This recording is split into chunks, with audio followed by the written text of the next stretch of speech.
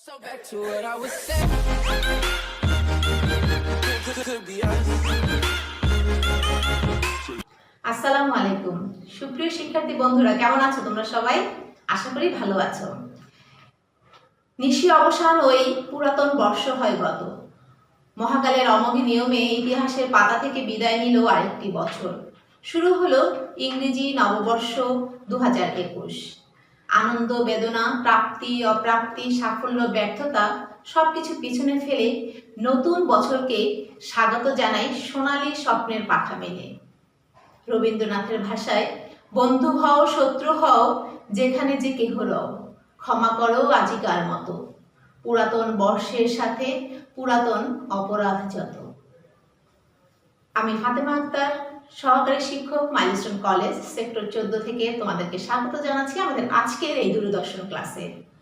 তাহলে চলো আর কথা না বাড়িয়ে ক্লাসটি শুরু করি।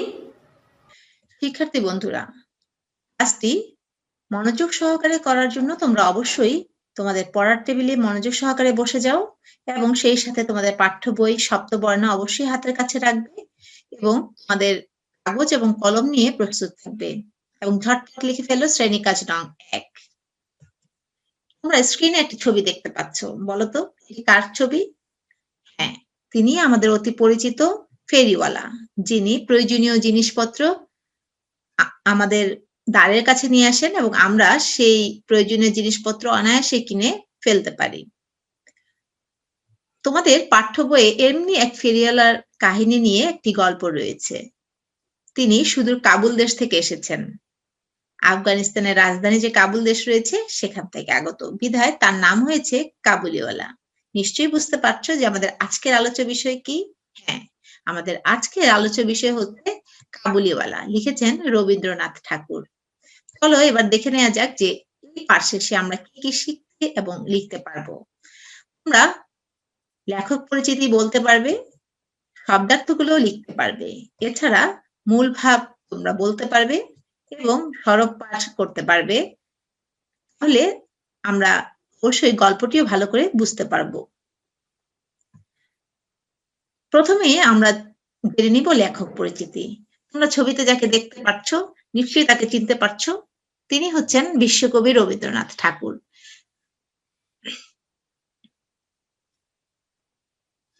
তিনি ছিলেন অগ্রণী বাঙালি কবি, ঔপন্যাসিক, সঙ্গীত স্রষ্টা, নাট্যকার, চিত্রকর, ছোট গল্পকার, প্রাবন্ধিক, অভিনেতা, কণ্ঠশিল্পী ও দার্শনিক। তাকে বাংলা ভাষার সর্বশ্রেষ্ঠ সাহিত্যিক মনে করা হয়। রবীন্দ্রনাথকে গুরুদেব, কবিগুরু, বিশ্বকবি বিভিন্ন অভিধায় ভূষিত করা হয়েছে। রবীন্দ্রনাথের 52টি কাব্যগ্রন্থ, 13টি উপন্যাস, 36টি প্রবন্ধ ও অন্যান্য গল্প সংকলন তার জীবদ্দশায় বা মৃত্যুর অব্যবহিত পরে প্রকাশিত হয়। তার সর্বমোট 95টি ছোট গল্প, 1915টি গান যথাক্রমে গল্পগুচ্ছ ও গীতিবিতান সংকলনে অন্তর্ভুক্ত করা হয়েছে। রবীন্দ্রনাথ এমনি একটি নাম যে বিচিত্র প্রতিভার অধিকারী। তিনি প্রায় 2000 ছবি এঁকেছিলেন। রবীন্দ্রনাথের রচনা বিশ্বের বিভিন্ন ভাষায়ও অনুদিত হয়েছে। 1913 সালে গীতাঞ্জলি কাব্যগ্রন্থের ইংরেজি অনুবাদের জন্য তিনি সাহিত্যে নোবেল পুরস্কার প্রাপ্ত হন। রবীন্দ্রনাথ ঠাকুর কলকাতার এক ধনাঢ্য সংস্কৃতিবান ব্রাহ্ম পরিবারে জন্মগ্রহণ করেন। বাল্যকালে প্রথাগত বিদ্যালয়ে শিক্ষা তিনি গ্রহণ করেননি, তবে গৃহশিক্ষক রেখে বাড়িতেই তার শিক্ষার ব্যবস্থা করা হয়েছিল। 8 বছর বয়সে তিনি কবিতা লেখা শুরু করেন। 1874 সালে তত্ত্ববোধিনী পত্রিকা ও তার অভিলাষ কাব্যগ্রন্থটি প্রথম প্রকাশিত হয়।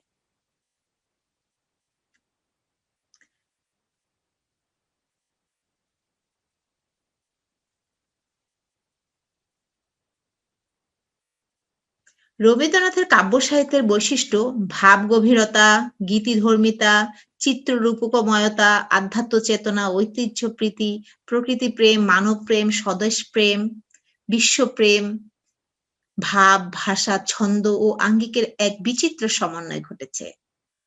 বাস্তব চেতনা ও প্রকৃতি চেতনাও তার গল্পে এবং কাব্যে আমরা দেখতে পাই। রবীন্দ্রনাথের গদ্য ভাষাও ছিল কাব্যিক। ভারতের ধ্রুপদী ও লৌকিক সংস্কৃতি এবং পাশ্চাত্য বিজ্ঞান চেতনা ও শিল্প দর্শন তার রচনায় গভীর প্রভাব বিস্তার করেছিল। কথা সাহিত্য ও প্রবন্ধের মাধ্যমে তিনি সমাজ, রাজনীতি ও রাষ্ট্রনীতি সম্পর্কে নিজ মতামত প্রকাশ করেছিলেন। সমাজ কল্যাণের উপায় হিসেবে তিনি গ্রামোন্নয়ন ও গ্রামের দরিদ্র মানুষকে শিক্ষিত করে তোলার পক্ষে মত প্রকাশ করেন। এর পাশাপাশি সামাজিক ভেদাভেদ, ধর্মীয় গোঁড়ামি ও ধর্মান্ধতার বিরুদ্ধেও তিনি তীব্র প্রতিবাদ জানিয়েছিলেন। রবীন্দ্রনাথের দর্শন চেতনায় ঈশ্বরের মূল হিসেবে মানব সংসারকেই নির্দিষ্ট করা হয়েছে। রবীন্দ্রনাথ দেব বিগ্রহের পরিবর্তে কর্মী অর্থাৎ মানুষ ঈশ্বরের পূজার কথা বলেছিলেন। সঙ্গীত ও নৃত্যকে তিনি শিক্ষার অপরিহার্য অঙ্গ মনে করতেন।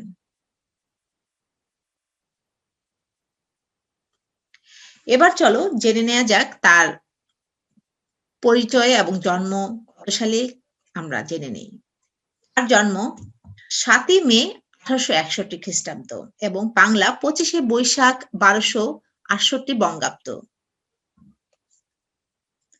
জন্মস্থান কলকাতার জোড়াসাঁকো, ভারতে।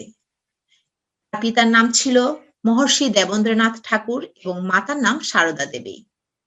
তার পিতামহের নাম কি ছিল? হ্যাঁ, তার পিতামহের নাম ছিল প্রিন্স দ্বারকানাথ ঠাকুর। আমাদের নিশ্চয়ই তার শিক্ষা জীবন ছিল, কেমন ছিল সেটা জানতে ইচ্ছে করছে, তাই তো?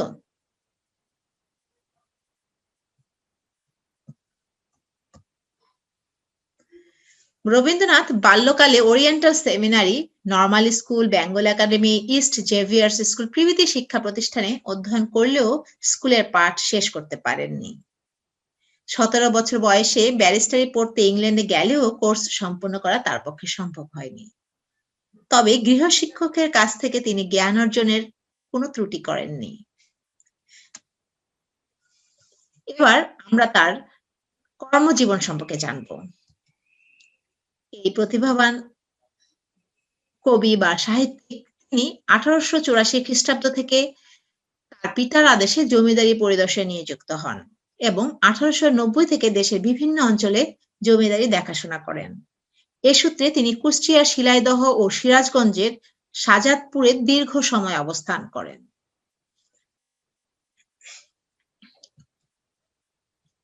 রবীন্দ্রনাথ ঠাকুরের সাহিত্য ক্ষেত্র কিন্তু বিশাল।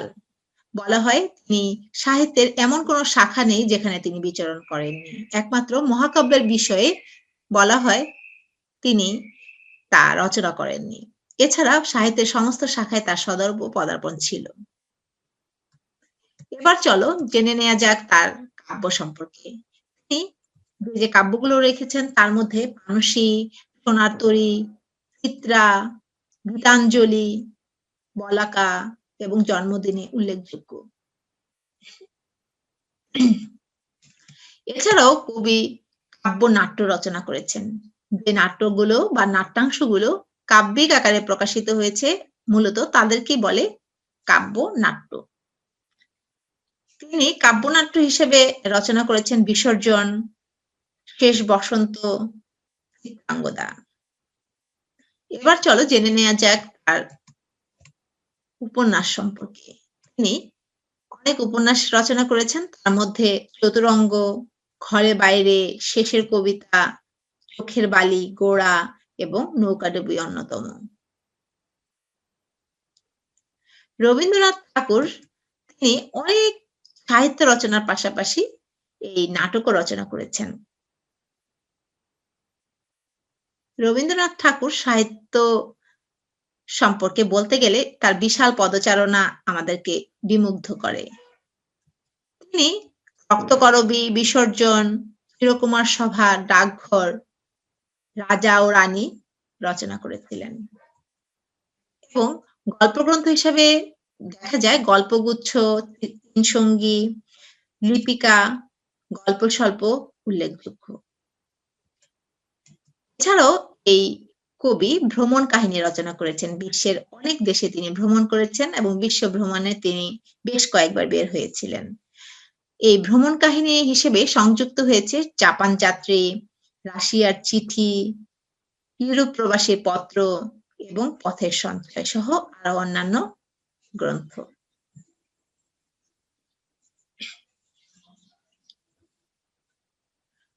রবীন্দ্রনাথ ঠাকুর পুরস্কার ও সম্মাননা হিসেবে সবচেয়ে বড় যে পুরস্কার, নোবেল পুরস্কার প্রাপ্ত হন 1913 সালে গীতাঞ্জলি কাব্যের জন্য। এরপর কলকাতা বিশ্ববিদ্যালয় তাকে ডিলিট উপাধিতে ভূষিত করেন এবং তিনি তা 1913 সালে পেয়ে থাকেন। এরপর ঢাকা বিশ্ববিদ্যালয় কর্তৃক ডিলিট 1936 সালে তিনি অর্জন করেন। তাছাড়াও অক্সফোর্ড বিশ্ববিদ্যালয় তাকে ডিলিট 1940 সালে দেয়া হয়। আর জীবনের অবসান ঘটে কলকাতায় 7ই আগস্ট 1941 খ্রিস্টাব্দ, 22শে শ্রাবণ 1348 বঙ্গাব্দ, কলকাতা। শিক্ষার্থী বন্ধুরা, এই রবীন্দ্রনাথের সম্পর্কে এই তথ্যগুলো অবশ্যই তোমাদের একেবারে মুখস্থ থাকতে হবে এবং নখদর্পণে থাকতে হবে, এজন্য যে এই কবি পরিচিতি থেকে তোমাদের জ্ঞানমূলক এবং বহু নির্বাচনী প্রশ্ন আসতে পারে।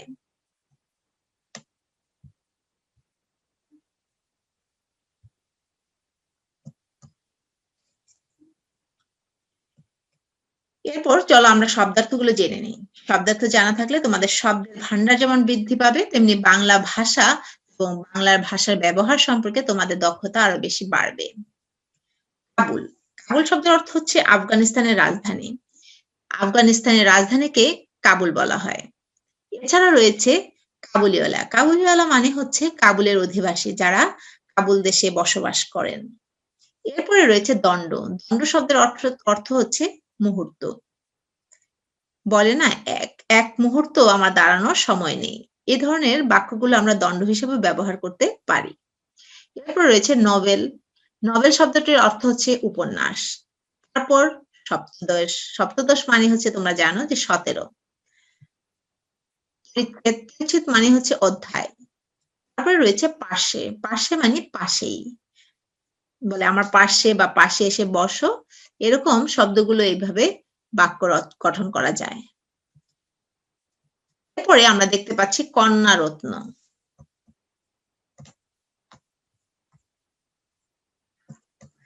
কন্যাকে আদর করে রত্নের সঙ্গে তুলনা করা হয়েছে।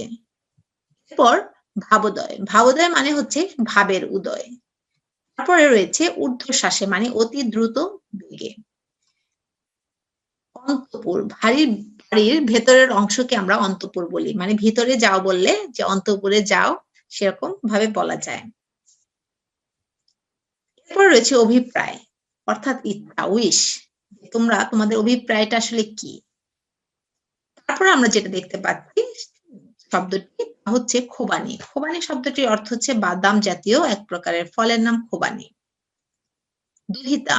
দুহিতা মানে হচ্ছে কন্যা, মেয়ে, তাদেরই একটি শব্দ।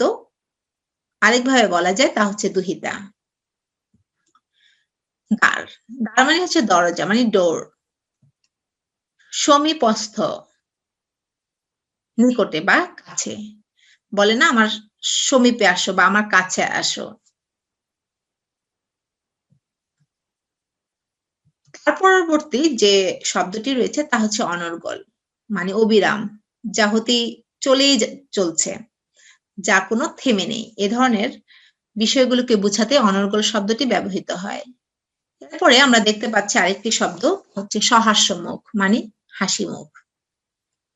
পঞ্চবর্ষীয় মানে 5 বছর বয়সী। যে বাচ্চাটার বয়স 5 বছর থাকে আমরা তাকে পঞ্চবর্ষীয় হিসেবে উল্লেখ করতে পারি। পরবর্তীতে যে শব্দটি রয়েছে তা হচ্ছে খোকি। আসলে এটা অনাবশ্যক একটা চন্দ্রবিন্দু ব্যবহার করা হয়েছে। এটা আঞ্চলিক ভাষা বলতে পারো বা অশুদ্ধ উচ্চারণ বলা যায়। গল্পটির মধ্যে কাবুলিওয়ালা মিনিকে খুকি মানে চন্দ্রবিন্দুটা যোগ করে তাকে আদর করে এই শব্দ দ্বারা ডাকতেন। অর্থাৎ কাবুলিওয়ালা কর্তৃক খুকি শব্দের অশুদ্ধ উচ্চারণ হচ্ছে খুকি। তার পরবর্তী যে শব্দটি রয়েছে তা হচ্ছে স্বভাব বিরুদ্ধ, মানে স্বভাবের বিরুদ্ধে। যেটা করা সম্ভব নয় তার পক্ষে সেই জিনিসটা করাটাকে বলে স্বভাব বিরুদ্ধ। এরপর রয়েছে মুষ্টি আস্ফালন, অর্থাৎ জোরে মুঠি নাড়ানো, হাতটাকে মুঠ করে সেটাকে নাড়ানোটাকে এখানে বোঝানো হয়েছে। নিঃসংশয় মানে শঙ্কাহীন, এখানে কোনো শঙ্কা নেই বা কোনো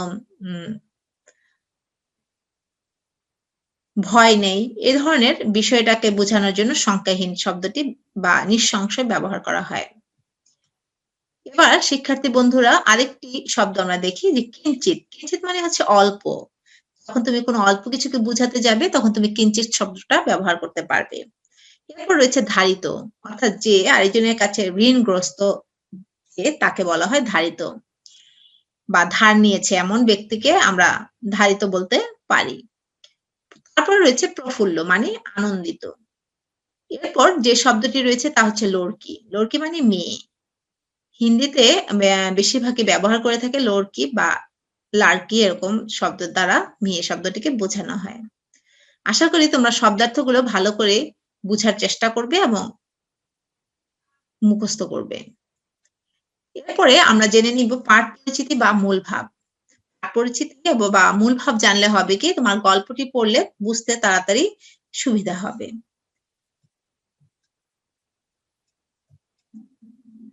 ভিন্ন সংস্কৃতিতে বেড়ে উঠলেও মানুষের সুখ, দুঃখ, আনন্দ, ভালোবাসার অনুভূতি অনেকাংশেই এক। কাবুলিওয়ালা গল্পে রবীন্দ্রনাথ ঠাকুর আফগানিস্তানের মরু পর্বতের রুক্ষ প্রকৃতিতে গড়ে ওঠা একজন পিতা ও নাতিশীতোষ্ণ আবহাওয়া একজন বাঙালি পিতার ভিতরের স্নেহপ্রবণ মনের ঐক্য সম্পর্কে ধারণা দিয়েছেন। শিক্ষার্থী বন্ধুরা এখানে লেখা হয়েছে যে স্নেহপ্রবণ মনের ঐক্য, ঐক্য মানে হচ্ছে মিল। তো এখানে কাবুলিওয়ালা যে তার বাসস্থান হচ্ছে কাবুলে। সেখানে কিন্তু আমাদের মতো এরকম নাতিশীতোষ্ণ পরিবেশ নয়। সেখানে আম মরু পর্বত বা রুক্ষ পরিবেশ যেখানে অনেক গরম পড়ে। তো সেখানে যে বাবা এবং এই যে নাতিশীতোষ্ণ বাঙালি পিতা প্রত্যেকের ভিতরেই তারা কিন্তু পিতৃ হৃদয়ের একটি আকাঙ্ক্ষা বা অনুভূতি এখানে দেখা যায়। তারা হোক ভিন্ন সংস্কৃতির কিংবা ভিন্ন পরিবেশের, কিন্তু তাদের ভিতরে যে মনের ভাব এবং আবেগ তা কিন্তু একই। একজন পিতা সবসময় তার সন্তানের মঙ্গল কামনা করেন এবং সন্তানকে ভালোবাসেন যেন নিজের জীবনের চেয়েও বেশি। এটাই এখানে বোঝানো হয়েছে যে দুই প্রান্তের দুই পিতার মধ্যে ভিতরে তার সন্তানদের জন্য স্নেহপ্রবণ যে মন রয়েছে তার একই মিল রয়েছে। দেশকালের সীমারেখা পিতৃ হৃদয়ের স্বাভাবিক প্রবণতায় কোনো প্রভাব বিস্তার করে না। যে দেশের বা যে সময়ের বা যে সংস্কৃতিরই মানুষ হোক না কেন, পিতা সবসময় তার সন্তানকে একই রকম ভাবে ভালোবাসেন। বুঝতে পারছো তোমরা? এখানে বলা হচ্ছে দেশকালের সীমারেখা পিতৃ হৃদয়ের স্বাভাবিক যে বৈশিষ্ট্য রয়েছে সেখানে কোনোভাবেই বিস্তার লাভ করতে পারে না। পিতা সবসময় তার সন্তানকে একই রকম ভাবে ভালোবাসে। আসলেই তাই। সন্তানের মঙ্গল চিন্তা সব পিতারই সহজাত আকাঙ্ক্ষা। অর্থাৎ পিতা সবসময় তার সন্তানের মঙ্গল কামনা করে থাকেন। এটা সব পিতাই যেন চায়। সেটা হোক আরব আমিরাত কিংবা আমেরিকা কি কানাডা কি বাংলাদেশ। সব পিতার ভিতরে যে আকাঙ্ক্ষাটা রয়েছে সন্তানের প্রতি, সেই আকাঙ্ক্ষাটাই এখানে রবীন্দ্রনাথ ঠাকুর কাবুলিওয়ালা গল্পগ্রন্থে তুলে ধরেছেন। সন্তানের যে এই মঙ্গল চিন্তার আকাঙ্ক্ষা তা যেন প্রত্যেকটা পিতারই সহজাত একটা মানে স্বাভাবিক একটা প্রবণতা। কাবুলিওয়ালা গল্পে রবীন্দ্রনাথ ঠাকুর বিশ্বের সকল পিতার পিতৃত্বের সার্বজনীন ও চিরন্তন রূপকে উন্মোচিত করেছে। সমস্ত পিতা কিভাবে তার সন্তানকে বুকে লালন করে থাকেন, কিভাবে তাদেরকে ভালোবাসেন সে সম্পর্কে এখানে তুলে ধরা হয়েছে। হয়তো জীবিকার টানে, হয়তো প্রয়োজনের তাগিদে পিতারা অনেক সময় দূরে বসবাস করেন, কিন্তু পিতারা আসলে সবসময় তার সন্তানের জন্যই ভাবেন এবং কাজ করেন। এবার আমরা কাবুলিওয়ালা গল্পটি সরব পাঠ করব। প্রথমে যে অংশটি রয়েছে দেখো তোমরা, এটা কিন্তু সাধু ভাষায় রচিত, তাই সেভাবে তোমরা সুন্দর করে পড়বে। আমার ৫ বছর বয়সের ছোট মেয়ে মিনি একদণ্ড কথা না কহিয়া থাকিতে পারে না। সকাল বেলায় আমার নভেলের সপ্তদশ পরিচ্ছেদে হাত দিয়েছি, এমন সময় মিনি আসিয়াই আরম্ভ করিয়া দিল, বাবা, রামদয়াল দারোয়ান কাককে কৌয়া বলছিল, সে কিচ্ছু জানে না। না, দেখো একটা ছোট্ট একটা বাচ্চা মেয়ে, সে কিভাবে কথা বলে এখানে তাই স্পষ্ট আকারে লেখক তুলে ধরেছেন। তারপর সে লিখেছে যে সে আমার লিখিবার টেবিলের পাশে আমার পায়ের কাছে বসিয়া নিজের দুই হাঁটু এবং হাত লইয়া অতি দ্রুত উচ্চারণে আগডুম বাগডুম খেলিতে আরম্ভ করিয়া দিল। লেখক যে তিনি হচ্ছেন মিনির পিতা। তো তিনি যখন উপন্যাস বা সাহিত্য রচনা করছিলেন, সে সময় মিনি তার কাছে এসে কিভাবে তার সাথে আচরণ করে সেগুলো এখানে তুলে ধরেছেন। এখানে দেখো ছোট্ট একটা মিনি এবং কাবুলিওয়ালার ছবি দেখা যাচ্ছে। তাদের মধ্যে সুন্দর একটি সম্পর্ক বা পিতা এবং কন্যা সম্পর্কের মতো। এরপরে দেখো আমার ঘর পথের ধারে। আমার ঘর পথের ধারে। হঠাৎ মিনি আগডুম বাগডুম খেলা রাখিয়া জানালার ধারে ছুটিয়া গেল এবং চিৎকার করিয়া ডাকিতে লাগিল, কাবুলিওয়ালা, ও কাবুলিওয়ালা। কাবুলিওয়ালা যখন যাচ্ছিল তখন মিনি তাকে দেখে এভাবে সজোরে ডাকা শুরু করলো। এরপর কি হলো? এরপর আমরা এখানে এই অংশে আমরা দেখতে পাচ্ছি যে কাবুলিওয়ালার বিবরণ দেওয়া হয়েছে। ময়লা ঢিলা কাপড় পরা, পাগড়ি মাথায়, ঝুলি ঘাড়ে, হাতে গোটা ২-৪ আঙ্গুরের বাক্স, এক লম্বা কাবুলিওয়ালা পথ দিয়া যাইতেছিল। তাহাকে দেখি আমার কন্যারত্নের কিরূপ ভাবোদয় হইল বলা শক্ত। তাহাকে ঊর্ধ্বশ্বাসে ডাকাডাকি আরম্ভ করিয়া দিল। মিনির চিৎকার যেমনি কাবুলিওয়ালা হাসিয়া মুখ ফিরাইল এবং আমাদের বাড়ির দিকে আসিতে লাগিল, অমনি সে ঊর্ধ্বশ্বাসে অন্তঃপুরে দৌড় দিল। তাহার আর চিহ্ন দেখিতে পাওয়া গেল না। তাহার মনের মধ্যে একটা অন্ধ বিশ্বাসের মতো ছিল যে ওই ঝুলিটার ভিতর সন্ধান করিলে তাহার মতো ২-৪টে জীবিত মানব সন্তান পাওয়া যাইতে পারে। এখানে কাবুলিওয়ালা সাথে মিনির প্রথম পরিচয়টা তুলে ধরা হচ্ছে। তো কাবুলিওয়ালাকে যখন সে ডাকছিল তখন তার মনের মধ্যে এক ধরনের শঙ্কা বা আশঙ্কা কাজ করছিল যে এই কাবুলিওয়ালার ঝুলির ভিতরে আসলে কি? কেননা পরিবেশ এবং পরিস্থিতিতে অনেক সময় অপ্রীতিকর ঘটনা ঘটে বিধায় মিনি হয়তো মনের মধ্যে তার মায়ের কাছ থেকে শিক্ষা পেয়েছে। এজন্যই যেকোনো অপরিচিত মানুষের কাছে ডাকলেই যে যেতে হয় না তা সে উপলব্ধি করতে পারত।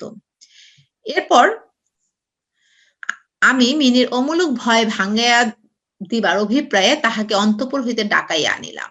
সে আমার গা ঘেঁষিয়া দাঁড়াইয়া রহিল। কাবুলি ঝুলির মধ্য হইতে কিসমিস খোবানি বাহির করিয়া তাহাকে দিতে গেল, সে কিছুতেই লইল না। দ্বিগুণ সন্দেহের সহিত আমার হাঁটুর কাছে সংলগ্ন হইয়া রহিল।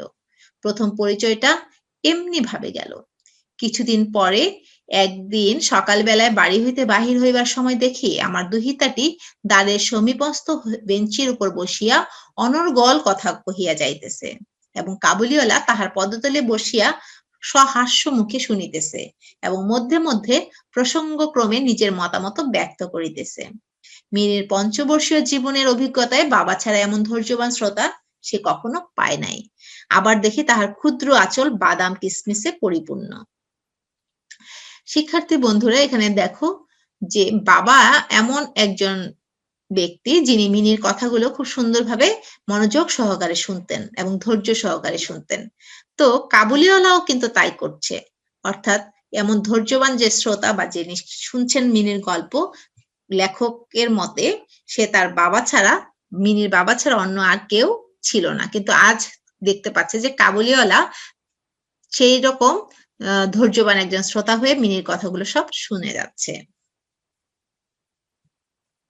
এরপর রয়েছে যে সংবাদ পাইলাম কাবুলিওয়ালার সহিত মিনির এই যে দ্বিতীয় সাক্ষাৎ তাহা নহে, ইতিমধ্যে সে প্রায় প্রত্যহ আসিয়া পেস্তা বাদাম ঘুষ দিয়া মিনির ক্ষুদ্র হৃদয়টুকু অনেকটা অধিকার করিয়া লইয়াছে। এখানে তোমরা লক্ষ্য করো যে কাবুলিওয়ালা কিন্তু মিনিকে কিসমিস তারপরে পেস্তা বাদাম এগুলো ঘুষ দিত, মানে এগুলো তাকে দিয়ে তার ক্ষুদ্র হৃদয়টাকে জয় করার জন্য চেষ্টা করত। দেখিলাম এই দুই বন্ধুর মধ্যে গুটিকতক বাধা কথা এবং ঠাট্টা প্রচলিত আছে। যথা রহমতকে দেখিবা মাত্র আমার কন্যা হাসিতে হাসিতে জিজ্ঞাসা করিত, কাবুলিওয়ালা, ও কাবুলিওয়ালা, তোমারও ঝুলির ভিতর কি? রহমত একটা অনাবশ্যক চন্দ্রবিন্দু যোগ করিয়া হাসিতে হাসিতে উত্তর করিত, হাতি।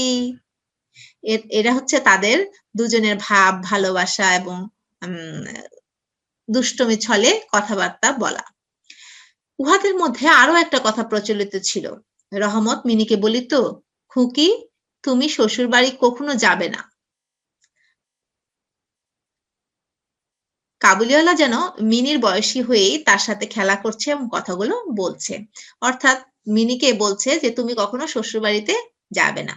কথাটার একটা কোনো জবাব না দিয়া চুপ করিয়া থাকা নিতান্তই তার স্বভাব বিরুদ্ধ। কেননা মিনি কিন্তু সারাক্ষণই কথা বলে, অনর্গল সে কথা বলতে পারে। তাই সে উল্টাইয়া জিজ্ঞাসা করিত, তুমি শ্বশুরবাড়ি যাবে? অর্থাৎ সে কাবুলিওয়ালাকে জিজ্ঞাসা করছে।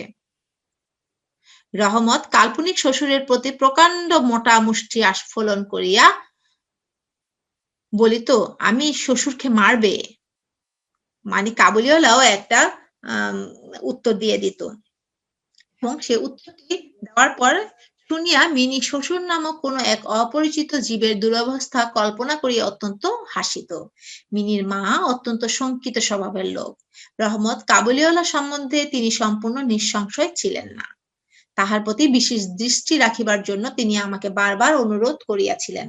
অর্থাৎ মিনির মা পারিপার্শ্বিক অবস্থা পর্যবেক্ষণ করে যে অপ্রীতিকর ঘটনাগুলো ঘটে আসলে আমাদের সমাজে, যে অপরিচিত কারো কাছে গেলেই দেখা যাচ্ছে যে কোনো অপ্রীতিকর ঘটনা ঘটে যায়, সেজন্য মিনির মা সবসময় মিনিকে নিয়ে শঙ্কিত বা চিন্তিত থাকতেন।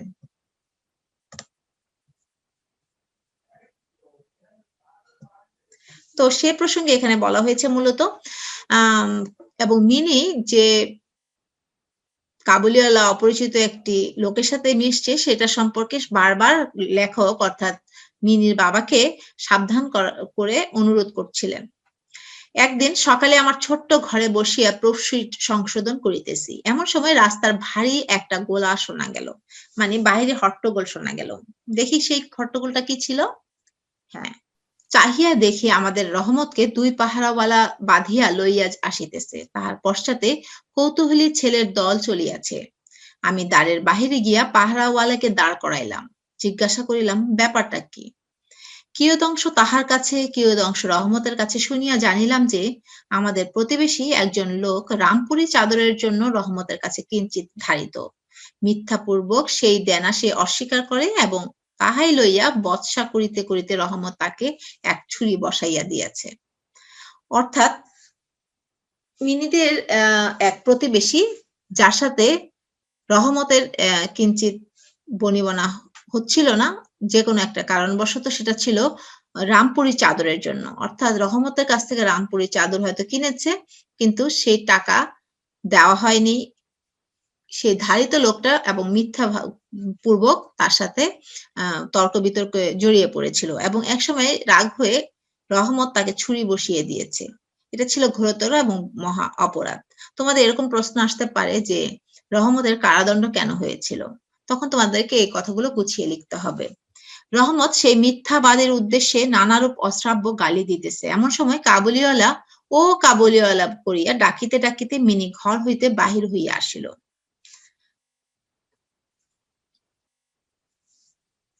রহমত হাসিয়া কহিল, সেখানেই যাচ্ছে। সাংঘাতিক আঘাত করা অপরাধে কয়েক বৎসর রহমতের কারাদণ্ড হইল। তাহার কথা এক প্রকার ভুলিয়াই গেলাম।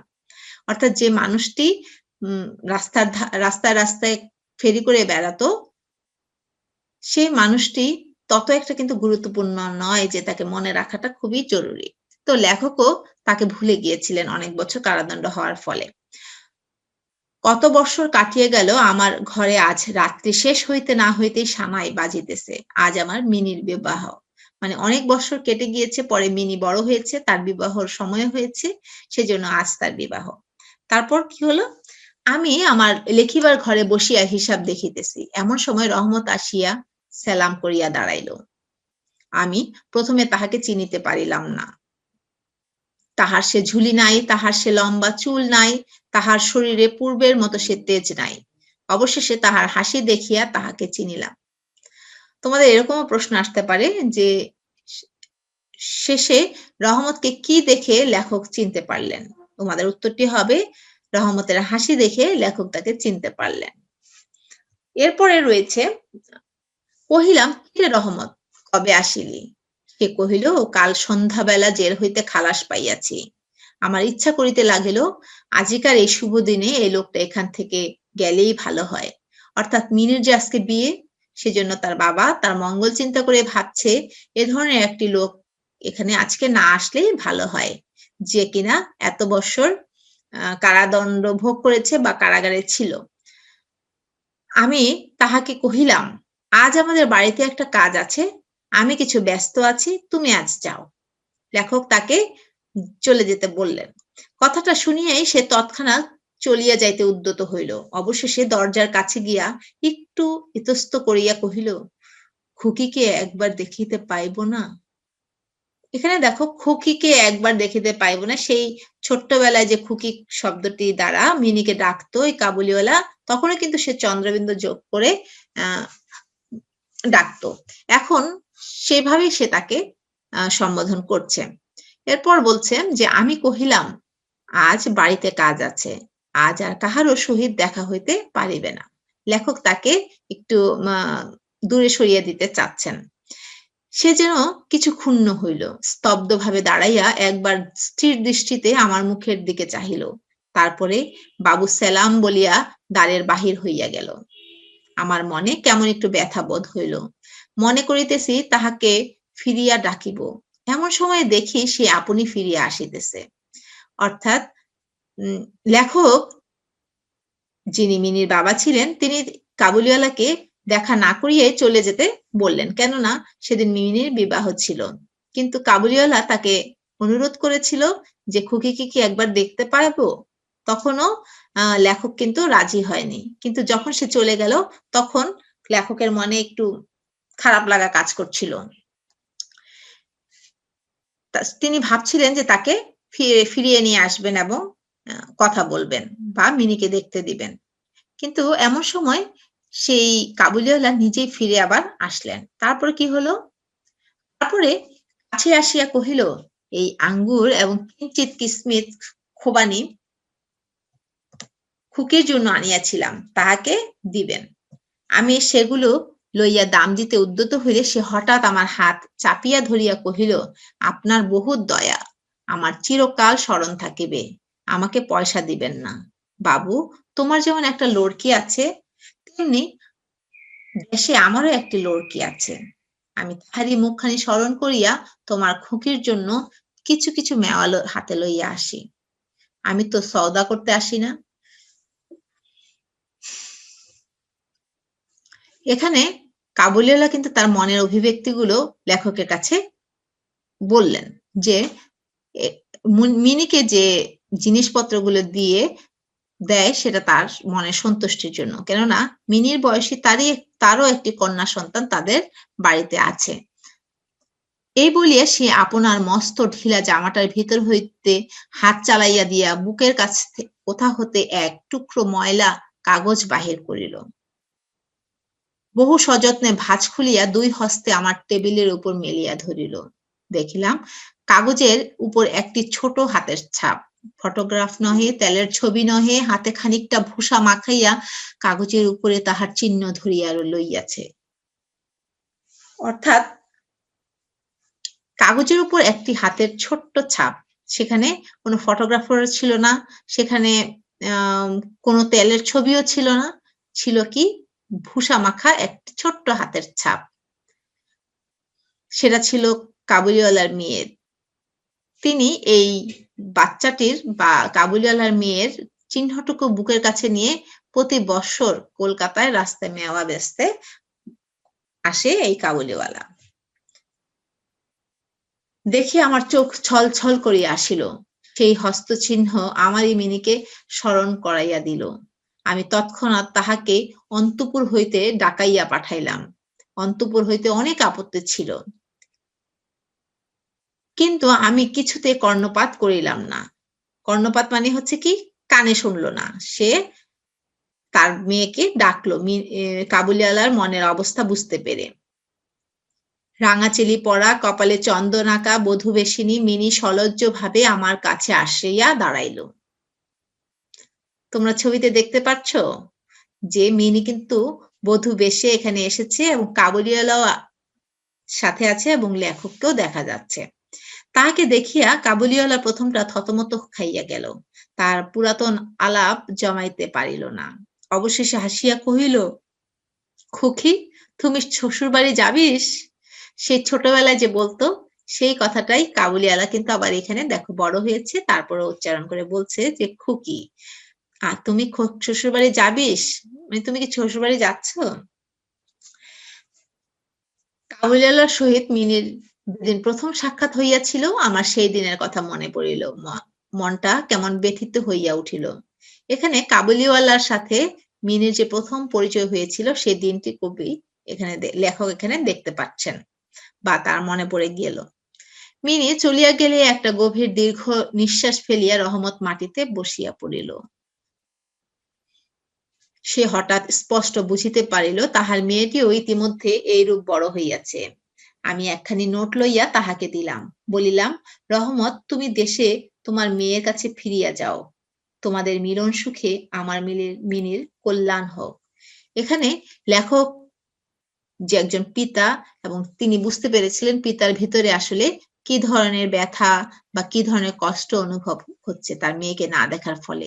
তাই লেখক চাচ্ছেন তাকে কিছু টাকা দিয়ে সাহায্য করতে এবং বলেছেন যে তুমি দেশে ফিরে তোমার মেয়ের সাথে দেখা করো, এতে আমার মিনির বা লেখকের যে মেয়ে রয়েছে কন্যা সন্তানটি যার বিয়ে আজকে, তার যেন ভালো কিছু হয়, কল্যাণ হয়।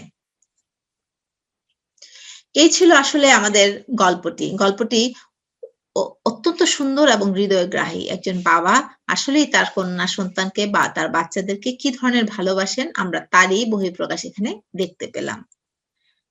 এরপরে আমাদের জন্য রয়েছে পাঠ যাচাই পর্ব। আজকের এই ক্লাসটি কতটুকু মনোযোগ সহকারে দেখলে তাই এখন নির্ণয়ের পালা। তোমাদের প্রথম যে প্রশ্নটি থাকবে তা হচ্ছে, বলতো কাবুলিওয়ালার নাম কি? হ্যাঁ, কাবুলিওয়ালার নাম হচ্ছে রহমত। দ্বিতীয় যে প্রশ্নটি রয়েছে তা হলো, কাকে কাবুলিওয়ালা ছুরিকাঘাত করেছিল? হ্যাঁ, মিনিদের এক প্রতিবেশীকে কাবুলিওয়ালা ছুরিকাঘাত করেছিল। তৃতীয় প্রশ্নটি হচ্ছে, রামদয়াল কে ছিল? মনে আছে? বাহ, চমৎকার উত্তর দিয়েছিল। রামদয়াল ছিলেন একজন দারোয়ান। চতুর্থ যে প্রশ্নটি রয়েছে তা হচ্ছে, লেখক নোবেলের কততম পরিচ্ছেদে ছিল? হ্যাঁ, লেখক সপ্তদশ পরিচ্ছেদে ছিল। তোমাদের উত্তর সম্পূর্ণ সঠিক হয়েছে। পরবর্তী যে প্রশ্নটি রয়েছে তা হলো, কে আগডুম বাগডুম খেলা করছিল? হ্যাঁ, আগডুম বাগডুম খেলা করছিল মিনি। শিক্ষার্থী বন্ধুরা, তোমরা খুব সুন্দরভাবে ক্লাসটি করেছো, যার ফলে প্রশ্নের উত্তরগুলো তোমরা চমৎকারভাবে দিতে পেরেছো। এবার তোমাদের জন্য রয়েছে বাড়ির কাজ। বাড়ির কাজ নং ঝটপট লিখে ফেলো 1। তোমাদের বাড়ির কাজ থাকবে মূল ভাব লিখবে ও শিখবে। ভালো থাকবে, সুস্থ থাকবে, এই শুভকামনা তোমাদের সকলের জন্য। আল্লাহ হাফেজ।